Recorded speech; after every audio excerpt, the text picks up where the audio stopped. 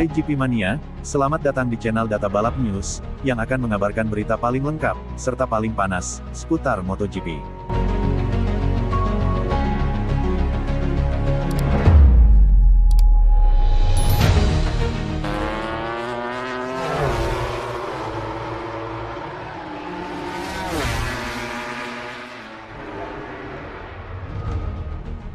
Performa konsisten Alex Marquez di MotoGP 2025 terus jadi sorotan.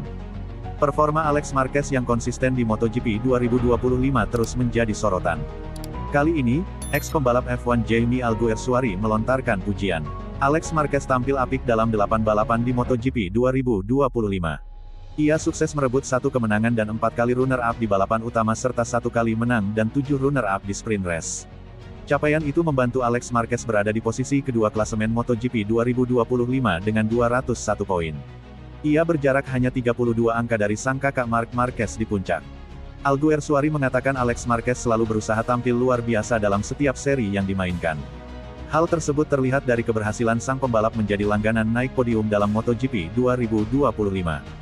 Saya tidak menyangka apa yang dilakukan Alex, dia kembali finish kedua di MotoGP Aragon 2025, kata Alguersuari, dilansir dari Motosan, Senin, tanggal 16 Juni tahun 2025. Pembalap berpaspor Spanyol itu tidak pernah membayangkan Marquez bersaudara bisa mendominasi MotoGP. Namun, hal tersebut kini sudah terjadi. Setahun lalu, tidak terbayangkan mereka akan finish pertama dan kedua, tetapi sekarang kita melihatnya sebagai hal yang biasa, tutup Alguersuari. Sebatas informasi, saat ini MotoGP 2025 akan memasuki seri ke-9. Balapan bertajuk MotoGP Italia itu akan berlangsung di sirkuit Autodromo Internazionale del Mugello, Scarperia e San Piero, 20–22 Juni.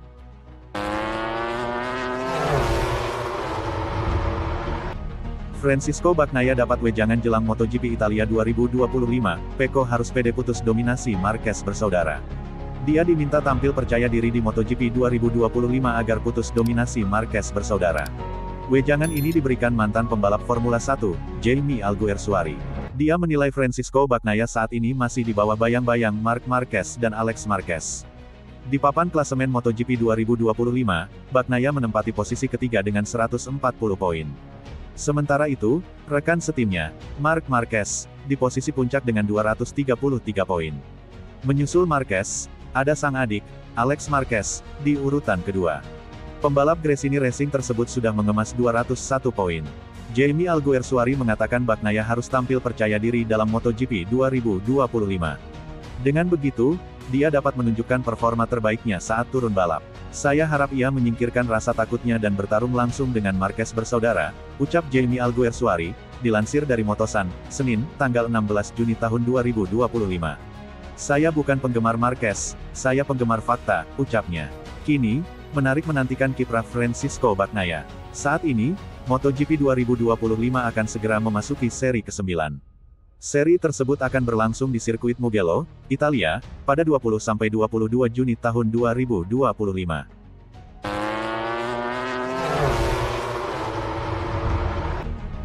Alvaro Bautista katakan, Ducati lebih pilih Marc Marquez ketimbang Jorge Martin bukan cuma karena hasil.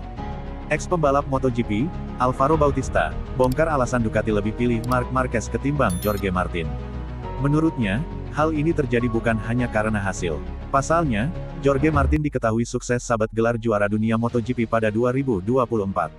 Tetapi, dia gagal bikin Ducati kepincut untuk mempromosikannya ke tim pabrikan pada musim ini. Ducati pun akhirnya lebih pilih Marc Marquez untuk dampingi Francisco Bagnaia di tim pabrikan pada MotoGP 2025.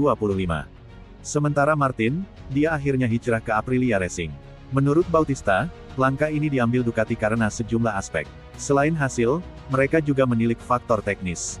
Bersama Marc Marquez, Ducati tak hanya mendapat hasil manis. Mereka juga bisa mengembangkan motor dengan kompetitif karena masukan yang diberikan oleh Marc Marquez secara teknis. Pasalnya, Marquez sudah memiliki banyak pengalaman di MotoGP. Ducati tahu persis situasi saya, tahu data teknisnya, melihat apa yang terjadi di garasi. Tidak semuanya berujung pada podium atau hasil yang buruk, ujar Bautista, dikutip dari Motosan, Senin, tanggal 16 Juni tahun 2025. Mereka harus lebih fokus pada apa yang sebenarnya terjadi di motor, apa yang bisa saya lakukan dengan apa yang saya miliki, lanjutnya. Di MotoGP, misalnya, mereka menilai Marc Marquez lebih dari sekadar hasil. Jorge Martin memang juara, tetapi mereka memilih Mark berdasarkan apa yang mereka lihat secara teknis. Hal yang sama seharusnya berlaku di sini, jelas Bautista. Keputusan Ducati rekrut Marc Marquez pun terbukti tepat. Sebab, sang pembalap bahkan kini bisa kukuh puncaki klasemen sementara MotoGP 2025. Marquez total sudah mengemas 233 poin. Marquez dominasi balapan utama dan sprint race pada musim ini. Di sprint race, Marquez kemas 7 kemenangan. Dia hanya terpeleset di MotoGP Inggris 2025 dengan finish di urutan kedua.